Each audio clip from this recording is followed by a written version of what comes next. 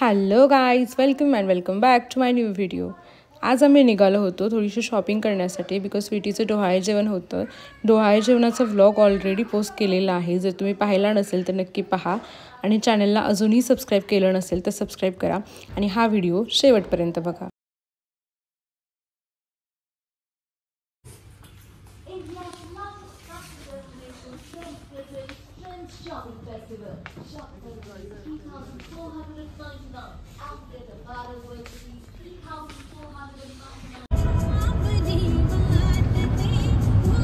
जेव्हा आपण प्रेमाबद्दल बोलतो तेव्हा भगवान श्रीकृष्णाचं नाव सर्वात आधी येतं. भगवान श्रीकृष्ण हे प्रेम आणि आपुलकीचे प्रतीक मानले जातात.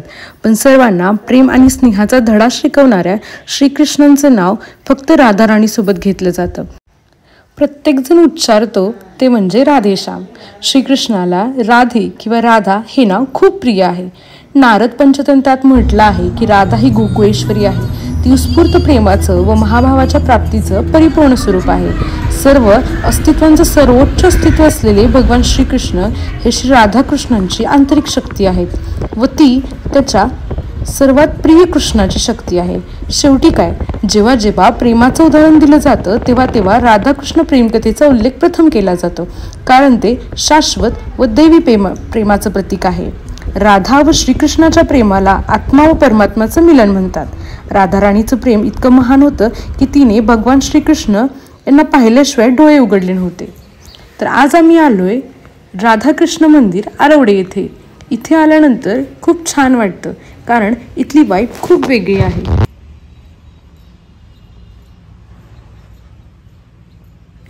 भगवान श्रीकृष्ण हे राधाराणीपेक्षा 11.5 महिन्यांनी लहान होते. राधेचा जन्म कृष्णाच्या आधी झाला होता, पण तो श्रीकृष्णाला भेटल्याशिवाय तिने डोळे मिटून ठेवले होते. त्यांच्या जन्मानंतर श्रीकृष्णाचे नाव ऐकताच तिने डोळे उघडले. दैवी राधाच्या या प्रेमाने जगाला शिकवलं की प्रेमाला कोणत्याही सामाजिक बंधनांची आवश्यकता नसते.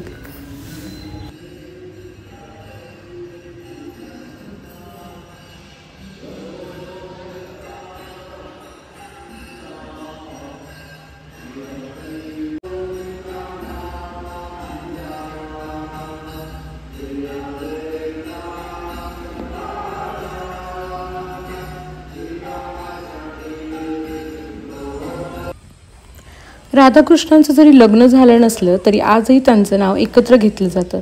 त्यांच्या मूर्ती एकत्र ठेवल्या जातात आणि त्यांची एकत्र पूजा केली जाते. लास्ट टाइम जेव्हा मी इथं आले होते तेव्हा माझ्या यूट्यूबला 1 इयर कंप्लीट झालं होतं बिकॉज फर्स्ट व्हिडिओ मी होळीचा केला होता राधाकृष्णांचा.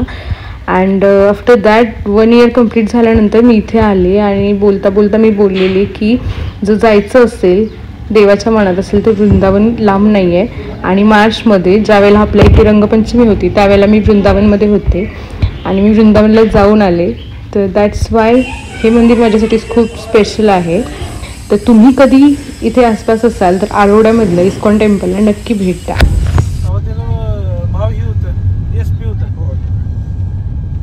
राहुल पाटील म्हणून नाही माहिती आहे, दुसरं एक चष्मावाला पण ती पॉलिटिक्स मध्ये नाही, काहीच बघितलं नाही त्याच्यात.